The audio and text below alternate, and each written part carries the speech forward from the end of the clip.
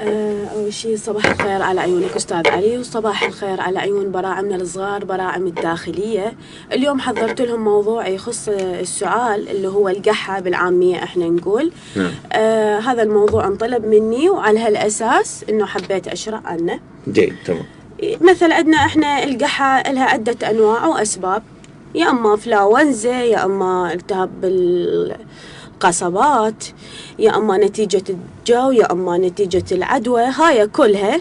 فإحنا شلون نتلافاها؟ حضرت كم عشبة يعني، وأريد أحكي على كم عشبة إنه يخلون وقاية للأطفال بين مثلا ما يصير الوقت حتى يودوهم للطبيب. شلون هذه الوقاية؟ شلون؟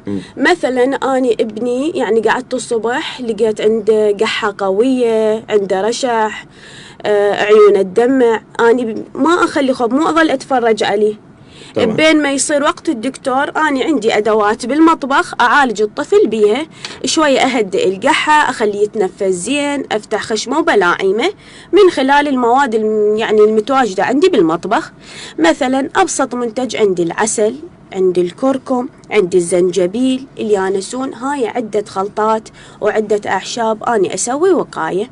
حابة أنوه على شغلة قبل لا أبدي بالموضوع، يا أمهاتنا الحلوات، اللي أريده منكم اللي راح نطي وقاية مو علاج نهائي، يعني لا تعتمدين بس على أعشاب، خاصة عندنا ذا أطفال كلش صغار يعني جو الأمر السنة، هذا لا، انت لا تنطينا اي شيء، حاولي مي دافي، سوائل، شوربة دافية بين ما يصير الوقت وتاخذينه فورا للطبيب. طيب، عندنا أطفال مثلا ما يحتاجون أصلا أعشاب، ذولي مثلا عندهم الربو، أهل الربو لا تتعاملين وياهم بالأعشاب، لأن مثل أكو بخار مال فد أعشاب يأذيهم أكثر. فأنت شو تسوين؟ أشياء ساخنة مثل ما نقول حارة دافية تنطيه بين ما ياخذ الجلسة البخارية أو الأكسجين أو الرذاذ هو مالته عند طبيبه الخاص. بس إذا أنت ابنك بداية قحة، بداية إنفلونزا، بداية التهاب، بالموجود عندك عالجي بين ما يصير وقت الطبيب. الطفل دون سنة لا تشتغلين وياه بالأعشاب، لأن أنتي هنا لازم عندك كميات أنتي، وأغلب أمهاتنا مثل ما يعرفون بالكميات، ما عندهم خبرة بهذا الشيء. فأني من يعني هالمنبر إنه دا أوعيكم ودا أنبهكم.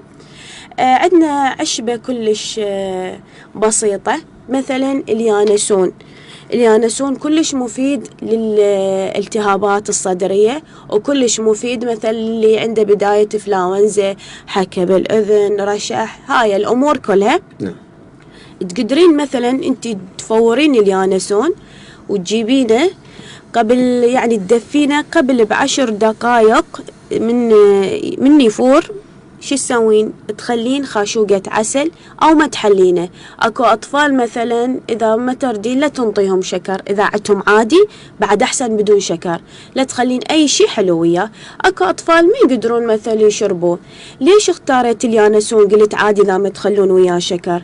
اليانسون شوية يعني مو مر مثل باقي الأعشاب، اليانسون يختلف، يعني مو مثل عندك الزنجبيل أو مثل الكمون أو لا، شوية طفلك يقدر يجرعه، يقدر يشربه.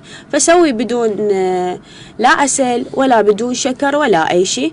بس أكو أطفال مثلا نهائيا ما تشرب شيء إلا حلو، خلي خاشوقة عسل، لا تخلين وياه شكر، الشكر مو زين، راح يتفاعل لك الشكر. ابنك انت من راح يشربه راح السعلة والقحة تزيد عنده، فأنتي تجنبي هاي الأمور. تمام.